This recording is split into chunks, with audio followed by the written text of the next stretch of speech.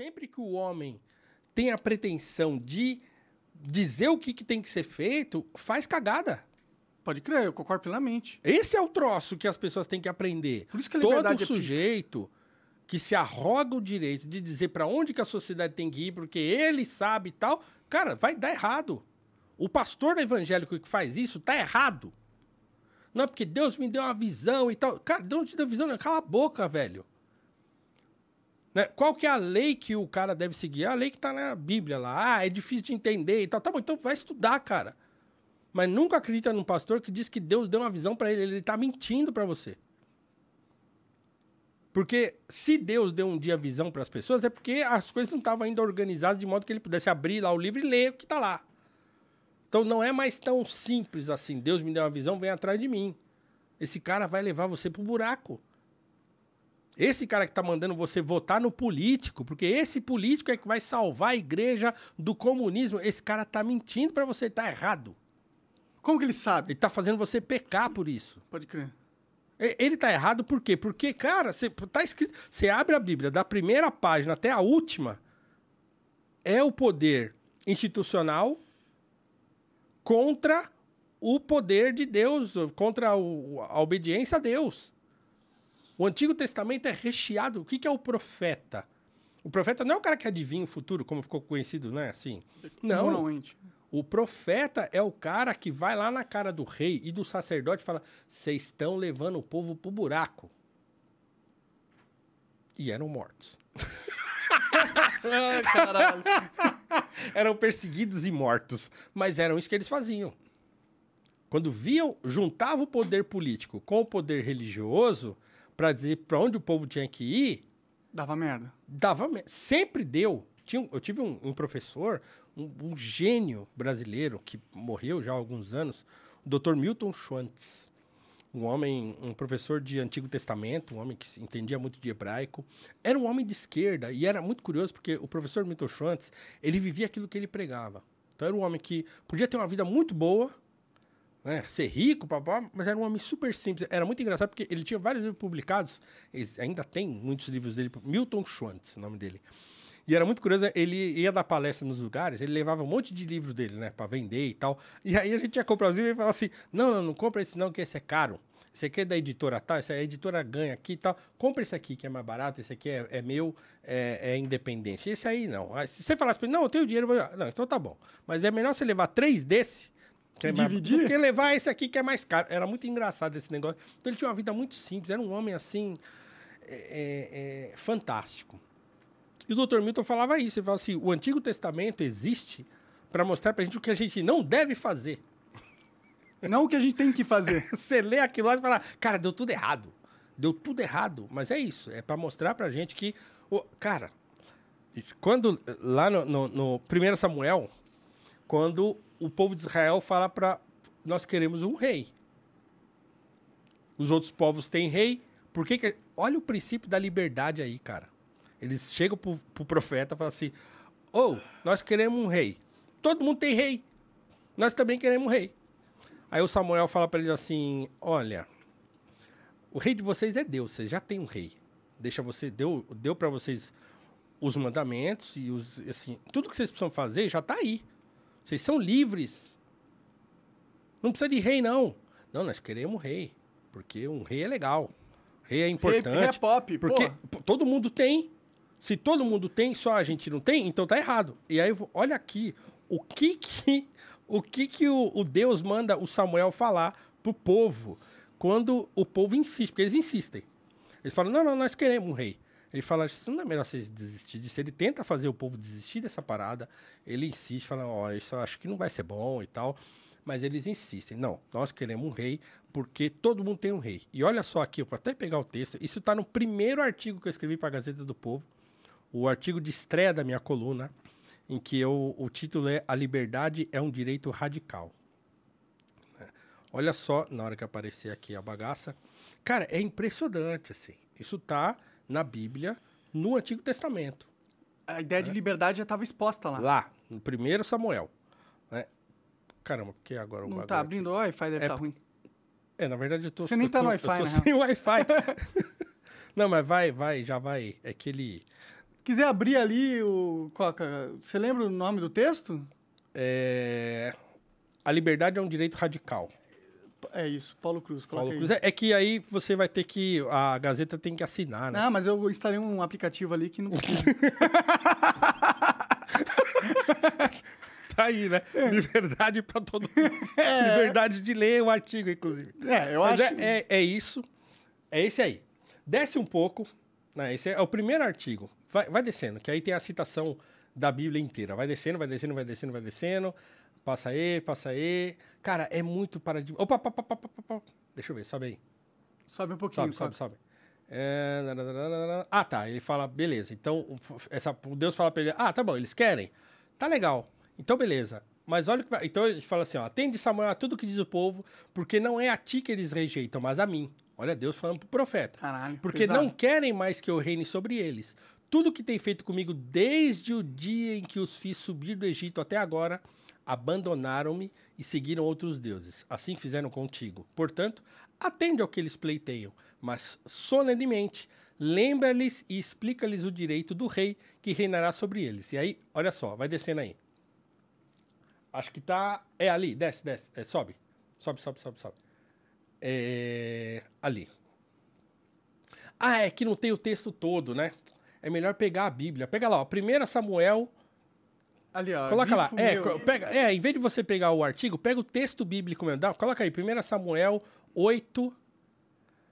Eu vou olhar aqui, peraí, eu já jogo pra vocês. Isso, Tá, porque, boa. cara, é muito louco. Ele fala assim, ó... Beleza, vocês querem um rei? Então eu vou dizer pra você o que o rei vai fazer. Ele vai botar você para trabalhar para ele, ele vai pegar sua mulher, ele vai escravizar seu filho, ele vai roubar sua propriedade, você vai ter que pagar imposto para ele. Cara, ele fala... Na Bíblia, no Velho Testamento. No Velho Testamento. Caralho. E a gente não aproveitou essa sabedoria. Vocês querem isso? Vocês querem isso? Vocês querem um rei porque as outras nações... Aí, acho que tá lá para baixo no 17, por aí. Peraí. Isso, vai descendo. Não, tinha mais. É que você tem que colocar o capítulo todo, não é só o do 7 a 9. Porque isso tá lá... Isso. É porque tá lá pelo 17, por aí eu acho que é a parte que ele fala. Pode crer. Cara, tá lá. Né? Então, assim, o princípio da liberdade... Porque é o seguinte, a gente imaginar que o que Deus fez, quando deu os mandamentos pro povo, era torná-los escravos dele pelos mandamentos, não, é o contrário. Eram princípios para tornar o povo responsável pela liberdade que eles estavam concedendo quando tirou eles do Egito. E, curiosamente, é o que os escravos dos Estados Unidos vão sacar. Olha que louco. Porque lá nos Estados Unidos, a Bíblia foi importantíssima no processo de abolição americana. Interessante. É, porque lá o protestantismo foi a região mais difundida. E entre os protestantes tem essa coisa do ler a Bíblia, que o católico tinha menos, principalmente na época, né? Então, os pastores liam muito a Bíblia tal, e os escravos que aprendiam a ler, liam muito a Bíblia. Muitos aprenderam. Por exemplo, a avó da minha esposa, ela aprendeu a ler com a Bíblia. Pode crer. Entendeu? Então, eles liam a Bíblia e tal. Então, eles enxergaram na libertação do povo de Israel do Egito a sua condição de escravos também. O povo de Israel foi escravo do Egito, agora nós somos escravos aqui nesse lugar. Então, se Deus libertou o povo do Egito, ele vai libertar a gente também. Então, esse imaginário da libertação do povo de Israel, ele virou um símbolo para a libertação dos negros americanos. Vai lá para o versículo 16, 17, por aí. Olha lá. Olha lá, vai para o 13, sobe mais. Olha lá, pronto, começa no 11 ali, ó.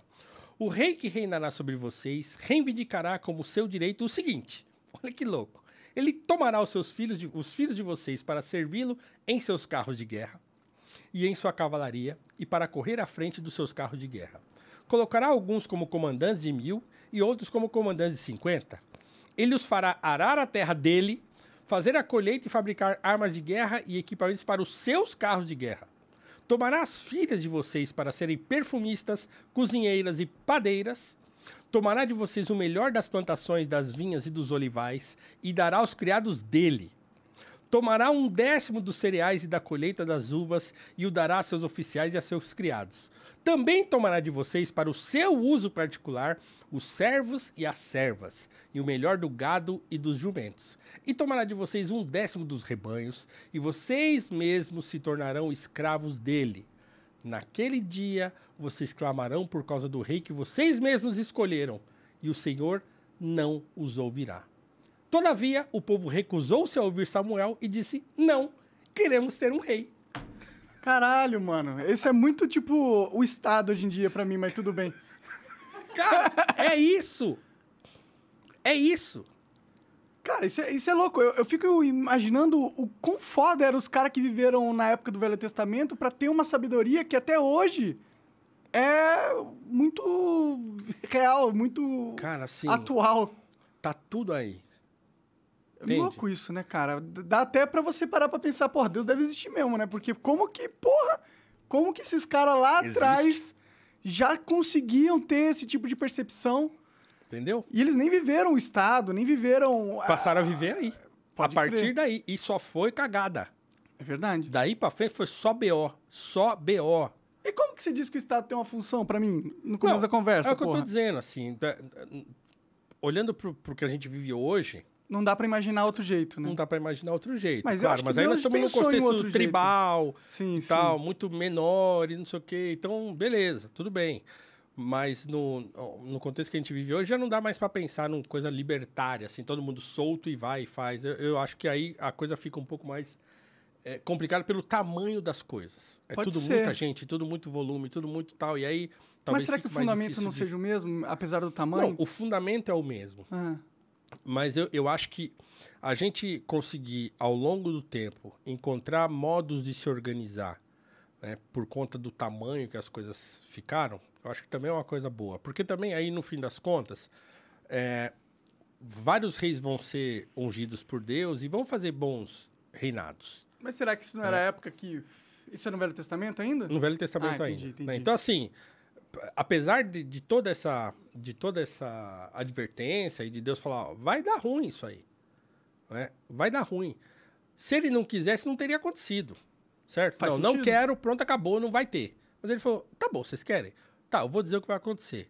Então, tenta a sorte aí, certo? Pode crer. E aí, no meio desses monte de BO, um ou outro rei, fez um bom governo. Então tem lá no meio, aparece um ou outro, pô, esse fez o que era bom aos olhos do Senhor. Foi um cara que obedeceu e um cara que levou o povo pro progresso e coisa e tal. Então, isso também aconteceu ao longo do tempo. Mas, no geral, né, na maior parte dos casos, foi uma luta. Né? E a função dos profetas era essa. Avisar, vai dar merda. Era avisar. Vai dar merda, Era vai para dar falar merda. quando os caras estavam se... Falar, ó, isso aí que vocês estão fazendo. Então, quer dizer, se o povo de Israel tinha um compromisso com Deus, então o compromisso deles era um compromisso de fidelidade. Quando essa fidelidade se rompia, geralmente ela se rompia por influência do rei e do sacerdote. Quando eles se juntavam por interesse, por poder. Tá? Então, quando o sacerdote se juntava com o rei, geralmente dava ruim. Pode crer. Então, os caras estão falando isso aí há tempos Séculos, imemoriais. milênios. E hoje os caras estão achando que o pastor da igreja dele sabe em quem que ele tem que votar. Por quê? Porque eu é o comunista. Fala, velho, então assim...